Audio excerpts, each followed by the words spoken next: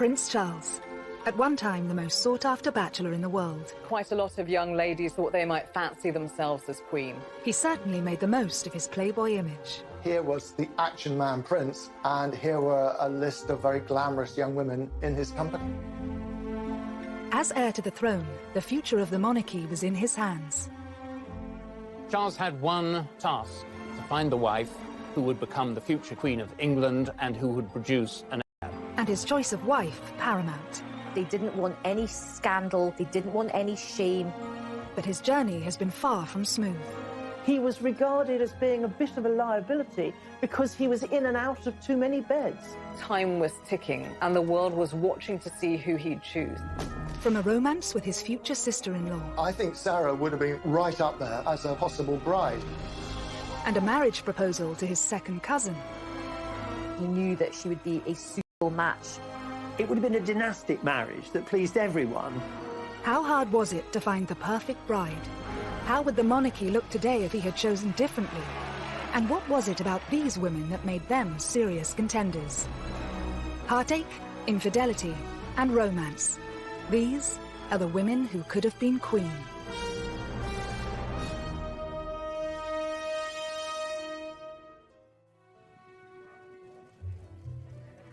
Prince Charles is now the paragon of wedded bliss after tying the knot with second wife Camilla, the Duchess of Cornwall, in 2005. Charles and Camilla's relationship today is serious, committed, stable, and a loving partnership. I think he was always in love with Camilla. He needed her companionship in his life, and he wasn't happy until he had it. Whilst the title Camilla will take is still a cause for debate, one thing is for sure. When Charles finally accedes to the throne, she will be by his side. But Charles's search to find his future queen has been far from easy. Before marrying his first wife, Lady Diana Spencer, the prince spent over a decade hunting for the right woman. Prince Charles found it very easy to find girlfriends to have fun with. He found it very difficult to find a young lady who he could actually marry. Charles set himself a deadline, age 30, to marry. He always knew he would be under immense pressure to choose the perfect bride. In a 1969 interview, he spoke passionately about the challenges of finding her. In my position, you're going to marry somebody who perhaps one day is going to become queen. And you've got to choose somebody very carefully, I think, who could fulfill this particular role. Because people like you, perhaps, would expect quite a lot from him, almost from childhood, that the chief task of his life was to carry on the dynasty successfully. So he had to get the right woman. There were strict criteria that any potential bride would have to meet. You needed to be aristocratic, able to gain the approval of the Queen herself, not a Catholic, not divorced, and an actual virgin. It was an absolute necessity that Charles should marry someone who had not had any other relationships with men. The phrase was she had to be Virgo intacta. These requirements were being placed on Charles in the 70s, in the age of the sexual revolution. I think it's probably right to say that in Charles's social circle, virgins were about as rare as mermaids. Charged with an almost impossible task, Charles's search was also set to play out under the watchful eye of the world's media. All he needed to do was walk across a polo lawn with a woman, and suddenly she was named in the press as his current girlfriend, future wife, future queen. Whilst dozens of women hit the headlines, who were the most notable to win Charles's affections, and which of them were closest to becoming queen consort? Rumoured first love Lucia Santa Cruz was introduced to the shy 20-year-old prince at Cambridge University by former politician and the master of Trinity College, R.A. Butler. Lucia was working for Rab Butler, helping him with his memoirs and his research. She was the daughter of the Chilean ambassador. I think Lucia was someone to whom anyone would be attracted. You know, beautiful brunette, I think quite petite, but an absolute, a brain. She was about 5 years older than Charles. She was very worldly. She spoke several languages. She had her own life. And according to everyone, Charles was immediately smitten. With this amazing young woman, Charles was said to have embarked on his very first love affair. it was a physical relationship because Rab Butler's wife has said rather oddly that Charles had been able to cut his teeth on Lucia, which is a horrible way of putting it. But I think basically what she was saying was that, you know, she was sexually experienced, and that was a good thing for Charles, who was a complete innocent. He was younger than his age, and this was true in a sexual sense as well. He'd had no early experience with women. I think his eyes opened to the great possibilities that there were out there. Whilst Lucia is regarded by many as Prince Charles' first serious girlfriend, was she ever a contender for Queen? Lucia could never have been a serious contender for marriage with Charles. I mean, Charles was simply too young, and I, doubt she'd have been interested. But of course, She was Catholic. As heir to the throne and the future head of the Church of England, he could not marry a Roman Catholic, so Lucia was never going to be in the running because of that. As future king, Charles would have to favour duty over passion. It's said that Lucia still remains good friends with Charles to this day, and it's widely reported that she even played matchmaker for his next serious relationship with Camilla Shand, one that would ultimately change the course of his life. she was living in the same block of flats as Camilla and said to Charles, you have to meet this girl. She's, almost the perfect person for you.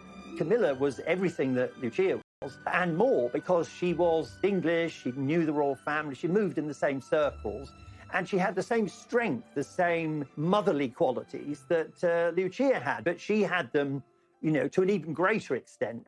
She's quite bold, quite racy sense of humour. She's not shy at all. If you're Prince Charles, who's a bit more sort of introverted, Camilla's qualities are extremely alluring. Plus, she's tough, and I think he likes strong women. Camilla's family history also featured a scandalous royal love affair that she was said to have enjoyed telling Charles about when they first met. She said, my great-grandmother was mistress to your great-great-grandfather, Edward VII. So how about it? Meaning, why don't we do the same thing? You can easily imagine Camilla saying that and meaning it with a laugh. Camilla completely took over him, physically, mentally, emotionally. I think there's no question that Charles's love for Camilla was greater than her for him. Her heart, I think, at that stage was really given to Andrew Parker Bowles. She was always more attracted to Andrew. Andrew was much sexier because he didn't have this slightly sort of vulnerable, weak, timid character that Charles had. But in the summer of 1972, whilst Andrew Parker Bowles was away for 6 months of army service, Charles and Camilla enjoyed a romance. She knew that Andrew Parker Bowles had been serially unfaithful to her and had carried on with all sorts of other women, including many of her own friends.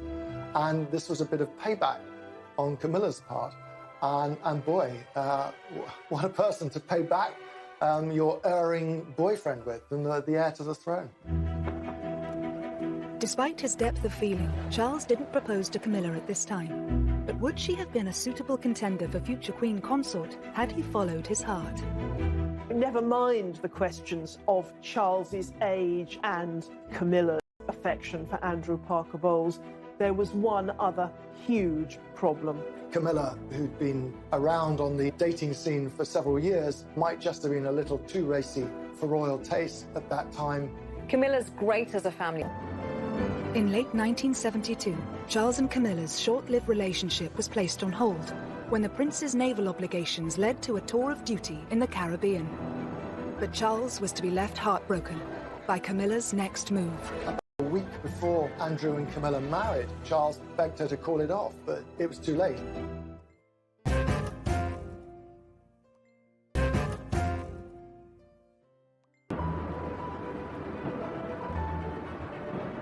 Whilst on a tour of duty in the Caribbean, Prince Charles learnt that Camilla Shand and Andrew Parker Bowles were engaged to be married. Charles was devastated, desperately upset. About a week before Andrew and Camilla married, Charles begged her to call it off, but it was too late. Just after Charles heard that Camilla was engaged to Andrew Parker Bowles, he also heard that Princess Anne had become engaged.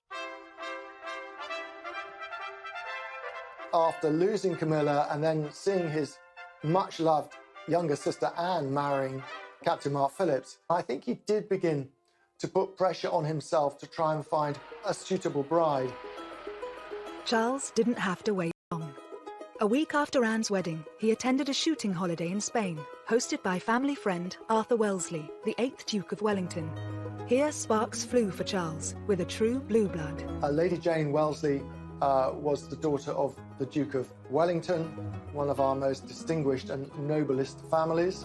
She was a very attractive, spirited young woman. She was a journalist, so she was somebody who was independent-minded, wanted to be a career woman, making her own way in the world. No, I'm buying my own lunch. Are you? She and Charles seemed very well matched. I think he did think about her as a serious prospect at that time. Many people thought that she was a huge contender to be the future queen. 22-year-old Jane's eligibility didn't go unnoticed by the press. She was the first young woman associated with Charles that the press picked up on as a possible future princess. They were followed everywhere, and she was followed everywhere. She just found the pressure too much to bear. There was a huge amount of press and media speculation, which actually led her to finally snap, understandably, and say, on the record, do you honestly believe that I want to be queen? This was a problem with many of the aristocratic women that Charles dated. They didn't yearn to be the wife of the heir to the throne because they were already titled. She was already Lady Jane. Why would she choose that when, the downside was that for the rest of her life, the press would follow her everywhere. They'd criticise anything she happened to say inadvertently. It would be a nightmare, and she knew that. As an eligible bachelor, actually his role as prince was off-putting for lots of women. Had the press not helped to scupper this perfect match, how much different would the monarchy have looked today? I think Jane Wellesley would have been a very good queen, as it happens. I think she was sensible, she was intelligent, she was modest. She would have brought to the whole business of being queen much more than Diana did. She was a ticking bomb from the very word go. It was now 1974, and Charles' great-uncle, Lord Mountbatten, had a piece of advice for the 25-year-old prince.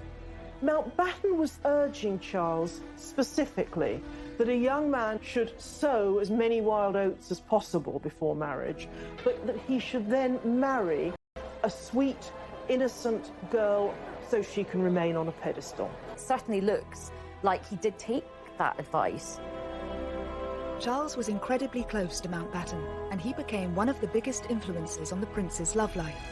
I think Charles did have a bit of a fractious relationship with his own father, the Duke of Edinburgh. So I think his uncle provided him with just a lot of friendship and a lot of support. He advised Charles in a very loving, but also very calculating way. He was very much on the dynastic make, and he saw Charles as someone whom he could influence. It helped cement his connection with the royal family. He'd always interfered in royal life and had been doing it for many years. Decades before, Mountbatten had really tried to orchestrate the marriage of his nephew, Prince Philip, with Princess Elizabeth, the heiress to England. Now, that marriage, of course, happened, but not without Prince Philip actually warning his uncle to back off. Nevertheless, he was the mentor in Charles's life, and it was his advice that Charles decided to follow. Dickie Mountbatten was so supportive of Prince Charles's erotic adventures that he offered him the use of his own property, Broadlands, as a secret love nest or hideaway for Prince Charles to take his girlfriends. Charles didn't find it difficult to attract these young ladies. By the mid-70s, his public image had undergone something of a transformation. He was always under pressure from his father, Prince Philip, to be a real man, to be a sort of James Bond figure almost. So he got the Aston Martin, he did military service, he learned to fly helicopters. He was a good horseman, he was good at playing polo, he had a good figure. It looked very good in white riding breeches. He would take his shirt off and he looked pretty fit in many ways.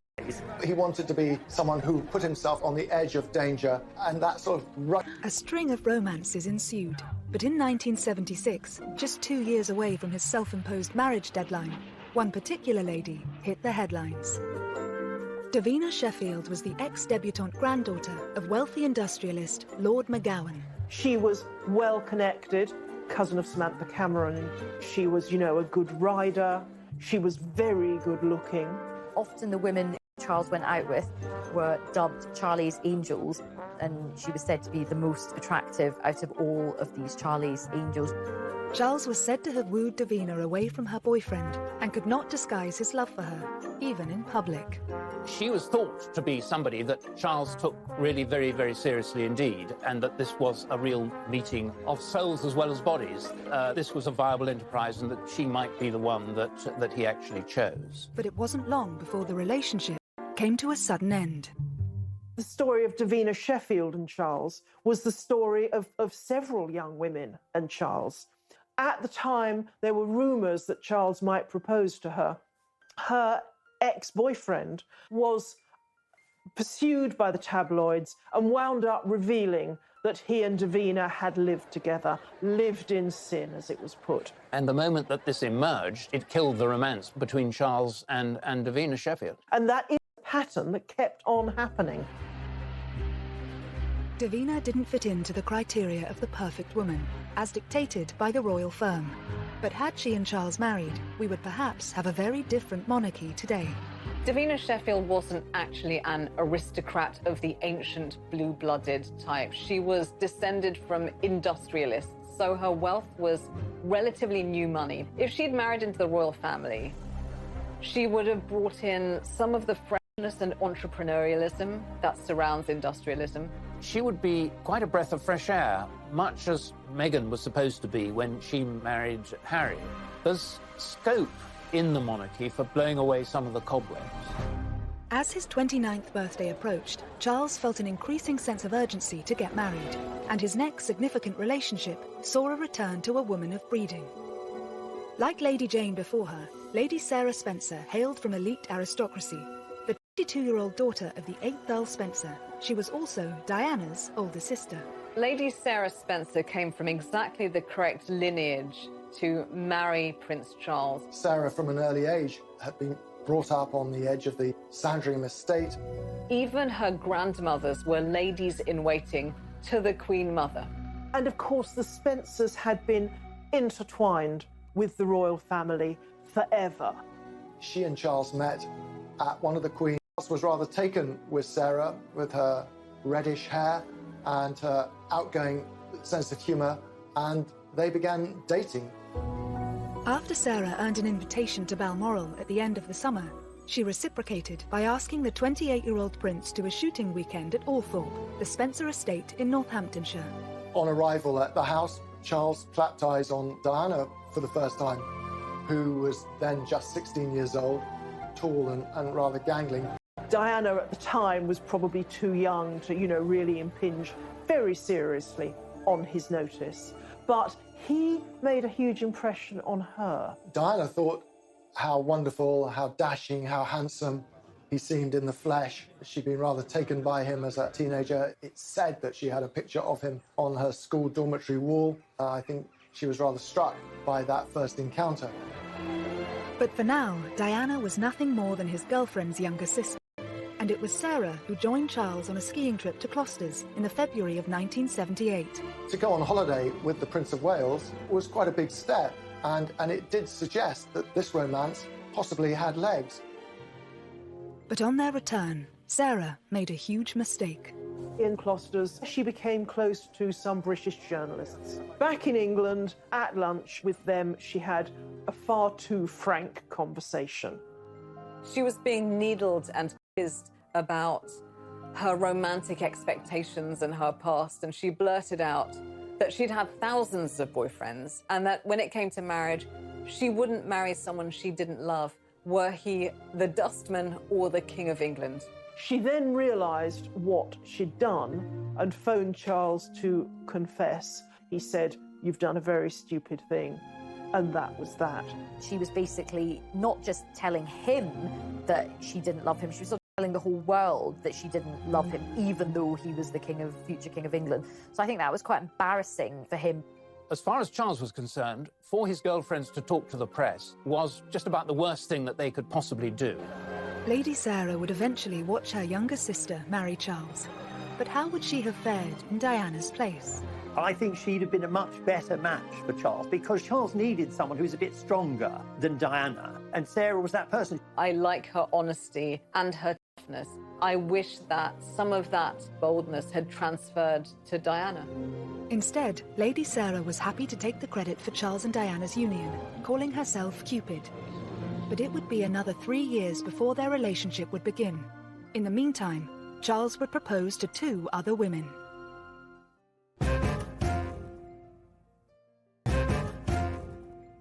Bree, dating a string of eligible young women. He's beautiful. Years earlier, he told the press he wanted to be happily married by the time he was 30. But as his big 3-0 approached, the pressure was on. Prince Charles's job was to get married and make babies. By the age of 30, he still hadn't done that. As Charles approaches his 30th birthday, there is this sense of panic setting in. He does throw himself into quite a few relationships, and he doesn't just throw himself into these relationships, he actually proposes to these different women. Over the next 2 years, Charles proposed to not 1, but 3 young women. His next love interest, Amanda Knatchbull, seemed to tick all the boxes, and more importantly, had the approval of Charles's romantic mentor, his great-uncle, Lord Mountbatten. But that was hardly surprising. Amanda Knatchbull was the granddaughter of Earl Mountbatten, and she was someone who he had known since she had been a child, of course. She's also Prince Charles's second cousin. So with Lady Knatchbull, he really kept it in the family. Charles was 9 years older than Amanda. Was it pressure from Mountbatten that had once prompted the prince to speak to 16-year-old Amanda's mother about her being a future royal bride? Charles considered it from a very early age, but I think that Mountbatten had sown the seeds. I think Charles, the future king, was, as far as Mountbatten was concerned, he was a pawn. He was a pawn in the dynastic game, and he was a pawn that he hoped would go down the board and become a king, and that king would have as his queen Amanda. I find that the most interesting of the relationships, not because it was emotionally intense on either of their part, it wasn't, but because Charles seemed so ready, so willing to consider a very young teenager as a possible bride, just, because everyone told him he should do. Amanda Knatchbull's mother, Lady Brabant, was very wary. I think she sensed that Charles was casting around for someone who was suitable rather than someone who he was in love with. She told Charles to wait and see if a relationship developed. Over the next 5 years, Charles and Amanda did become close friends. But how suitable would she have been as a royal bride? Amanda Knatchbull was descended from Queen Victoria. She was supremely aristocratic.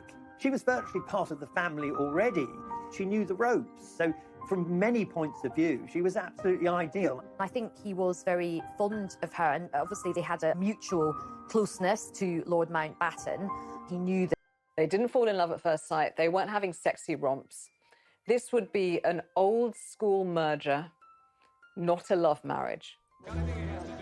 In 1979, Charles did propose to 21-year-old Amanda. But despite pressure from Lord Mountbatten, it appears Amanda wasn't interested in becoming a royal bride. He did propose, and she was quite firm, and she didn't say, "Oh, thank you, how wonderful, I need time to think about it." She actually turned him down on the spot, but she did it with great elegance, and it left no bad feelings. Amanda Knatchbull turned Charles down because I think she just couldn't bear the thought of the exposure to the pressures of monarchy. She doesn't see herself as a future queen. As far as Charles was concerned, he was disappointed, but perhaps not that disappointed, because I don't think that the chemistry was really ever there as far as he was concerned. He was being a dutiful nephew as opposed to an ardent lover. Despite her aristocratic pedigree, Amanda went on to have a successful career as a social worker and advocate for affordable housing. But had she accepted Charles's proposal, how different would the monarchy look? She would have been politicized, socially clued up, a reforming queen. She wouldn't have just traveled around wearing a tiara and amazing clothes. After Lady Amanda's rejection, it seems Charles didn't hang around, because shortly afterwards he was seeing another heiress, Anna Wallis. She was the next in line, not to the throne, but the next in line to Prince Charles's bedroom. Interestingly, if you look at pictures, she looks, as someone once put it, like a more dangerous version of Lady Di. Well, it appears to be a full-on passionate romance. I would say they had a very hands-on relationship. Charles and Anna are said to have connected through a mutual love of country sports. But on paper, was Anna a strong contender for the role of royal bride? Anna Wallis was the daughter of a Scottish landowner. So in one sense, she looked really quite suitable. She was horse mad, hunting mad. She was known as Whiplash Wallis, apparently, partly for her temper, her quick temper. She always rode higher and faster and longer than people on the hunt. Charles was very much taken with her for a brief while. The royal family don't tend to like women who have particularly strong personalities, so she might not have actually been a very good fit in the long term. In early 1980, Charles is said to have proposed to Whiplash Wallis. However, it's rumoured that Anna turned him down because his old flame was back on the scene, Camilla Parker Bowles. Marry Anna Wallis, or perhaps he was just pretty desperate, full stop, because he proposed to her twice. The thing is, it was obvious by this stage that Charles was in love with Camilla. Anna Wallis was the first of Charles's girlfriends to, as it were, have Camilla really shoved in her face. The Royal Opera House, Covent Garden, tonight. The formal climax of the Queen Mother's birthday with applause from 20 members of the royal family, dozens of peers... But it was at the Queen Mother's 80th birthday party, where both women had been invited, that the relationship turned sour. She was like a wallflower. He just ignored her the whole evening. And who did he ignore her for? He ignored her for Camilla. Charles and Camilla seem to have reignited their relationship at red heat, basically, and they weren't that discreet about it. Anna was furious, and she said to Charles, "How dare you? I've never been so badly treated in my life. You've left me on my own, and now you can jolly well go on your own without me." And that was the end of the relationship. And Anna was dispatched with a crack of the whip lash. After Anna's proposal was rejected, was it to be third time lucky for the Prince of Wales? In 1980, Charles was still grieving the loss of his mentor, Lord Mountbatten, who had been killed the previous year in an IRA bombing. He was staying at a friend's country house when he started chatting to a fellow guest, a 19-year-old Lady Diana Spencer, the younger sister of his ex-girlfriend Sarah. She famously spoke about how sad he'd looked at Mountbatten's funeral the previous autumn and how she'd been struck by it watching it on television. And I think it was that which struck a chord with Prince Charles. Diana seems very early to have considered herself as a suitable bride for Charles. She's quoted as once having said that, you know, she kept herself tidy on purpose. Diana herself says that that night his hands were all over her, but over the course of the summer of 1980, Charles set about pursuing her with gusto. There was a 12-year age gap between Charles and Diana. So what was it about this particular aristocrat that made her so suitable for the role of future queen? For the senior royals, Diana was an even better marriage prospect than her sister Sarah because she was younger. She hadn't had any boyfriends who were likely to talk to the press. She was from an ancient family with connections with the Churchills and with every other aristocratic family in the country. The Spencers and the royal family had been so close for Jen, part of the club. I think the palace and the courtiers thought, she's not going to be any trouble. Oh, the irony. Once the press realised Charles was dating Lady Diana, they didn't leave her alone. Was it this, and pressure from his own family to marry, that prompted him to propose to Diana, reportedly after less than 15 dates? Is there any possibility that any announcements of your marriage in the near future? Can you tell me? Can you tell me if there's any possibility? I'm not going to say anything, please. September 1980, they'd known each other no more than 6 weeks. They hadn't really seen a lot of each other. But the newspapers were already writing about her as this is the woman Prince of Wales will marry. As soon as the press and the media realized that they were seeing each other, they never left Diana alone. So there was this incredible pressure cooker atmosphere to the thing. All of the eyes of the world were on them. The amount of time they actually spent together from choice as two people getting to know each other and wanting to spend their lives together was absolutely minimal. Warning signs were there to see. On February the 24th, 1981, the Prince of Wales and Lady Diana Spencer officially announced their engagement. But 4 decades on, it's remembered for all the wrong reasons. And I suppose in love. Of course. Whatever in love means. I mean, that means no, by the way.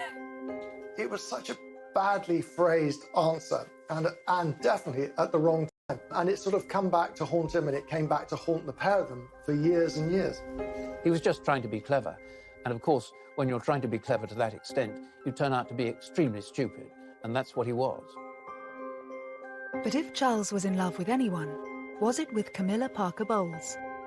Whether or not he was still seeing Camilla romantically at this stage, it's clear that Diana saw her as a threat. All through the engagement, Camilla was a very powerful presence. It's only that Diana was a bit of an innocent that meant she didn't do anything about it. She suspected that Charles was still in love with Camilla, and there are all sorts of straws in the wind. Telephone calls, cufflinks with joined C's, Charles and Camilla, which aroused her suspicions. So from the very start, she felt deeply insecure. Famously, you know, her sisters said to her, "You can't back out now, your face is on the tea towels." There is that sense of this huge public pressure, be letting down a whole nation if they backed out. But the nation did get their fairy tale wedding on July 29th, 1981, when at the age of 32, the Prince of Wales married his 20-year-old virgin bride. I pronounce that they be man and wife together, in the name of the Father, and of the Son, and of the Holy Ghost. Amen. Here was the dashing, handsome heir to the throne marrying a beautiful, blushing bride with impeccable pedigree. It was fairy tale-like. But behind the scenes, the reality was less satisfactory, and Charles himself was already beginning to have terrible doubts. She was beginning to be eaten up by jealousy of Camilla. And so the fairy tale wedding, it was sort of Hansel and Gretel, sinister fairy tale, something much more dangerous to the future of the monarchy. As the fairy tale turned sour, Charles risked it all for the woman he loved. There was a poll in a major newspaper that said that between 80 to 90% of people felt that Prince Charles's behavior had significantly damaged the monarchy and would significantly damage it going forwards.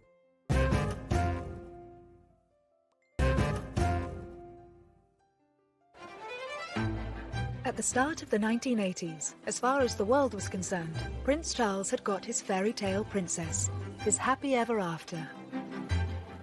How are you enjoying married life? Highly recommend. And when William and then Harry came along, their happiness seemed complete. However, shortly after Harry's birth, Charles and Diana's marriage began to crumble. At this stage, had an old friend already been lined up to pick up the pieces? He reached out to Camilla again as a source of comfort, and Camilla stepped in as a friend initially, for sure, to start with, to bolster his confidence. But at some stage, you know, they became intimate again. Charles probably thought at that stage, well, lots of kings have had mistresses, I shall have a mistress, and that's what Camilla will be, and that will be very happy, and Di will have to take it. But of course she wouldn't take it. Over the next few years, as Charles and Diana grew more distant, he and Camilla became closer. But it wasn't until 1992 that the royal couple announced their separation. with more and more damaging details about their personal lives hitting the headlines, including the infamous Camilla Gate tape. It was a full transcript of an alleged conversation between the Prince of Wales and Camilla Parker Bowles. As the reputation of the monarchy took a battering, it was clear most of the country was Team Di, and Charles and his mistress were vilified. The public were absolutely furious as the marriage of Charles and Diana broke down, and they began to wash their dirty linen in public because people felt, and quite understandably, that Charles was in the wrong. There was a poll in a major newspaper at the time that said that between 80 to 90% of people who'd been consulted felt that Prince Charles's behaviour had significantly damaged the monarchy and would significantly damage it going forwards. But it was clear that Charles was not prepared to give up Camilla. However, in 1997, a tragedy struck that shocked the world and shook the foundations of the monarchy. We have reports in Paris that Diana, Princess of Wales, has been killed in a car accident. Following the fallout from Diana's death, would it now prove impossible for Camilla ever to take her place by Charles's side? At one stage, after Diana died, Camilla didn't leave her house because she was so unpopular. She thought she'd be hissed and stoned and booed. They kept their heads down, but they kept faith with each other. Their relationship continued, and I think quite a lot of people eventually just thought, you know what, they clearly love each other. They're soulmates. There was a concerted effort, a very, very strong PR effort to rehabilitate Camilla. And I think the change occurred, you know, it occurred over the years. In 1999, 2 years after Diana's death, Charles and Camilla made their first public appearance together. They're telling the world we're a couple, and you'd better accept it. Despite going public as a couple, why did Charles wait another 6 years before marrying the woman he'd loved for more than 3 decades? He was basically marrying his dead wife's nemesis. So I can understand why he was probably cautious about it, but I think they handled it very skillfully and very sensitively. And so when they were ready to get married, the public were not just okay about it, the public actually were very warm towards the couple. What changed, of course, was his parents' intervention. They had been none too keen on Camilla for a long time, but there was a pressing argument that the Prince of Wales should have a wife because Charles could come to the throne with a mistress but no wife, and it would be quite difficult for him. Ceremony. As head of the Church of England, the Queen did not attend. But she and hundreds of other guests were at the blessing afterwards, held at St George's Chapel, Windsor. What was nice about it was the contrast between Prince Charles at his first wedding, which was something out of a sort of Disney movie with his Disney princess. This was so different. They looked really happy. They just looked like they belonged together. He'd finally got a ring on her finger and she was finally his wife. And it did feel like the whole country had come to the end of this most epic of romantic journeys. As far as Charles is concerned, Camilla is his perfect partner. But on paper, the divorcee Duchess is far from the perfect royal bride. So what will she bring to the monarchy?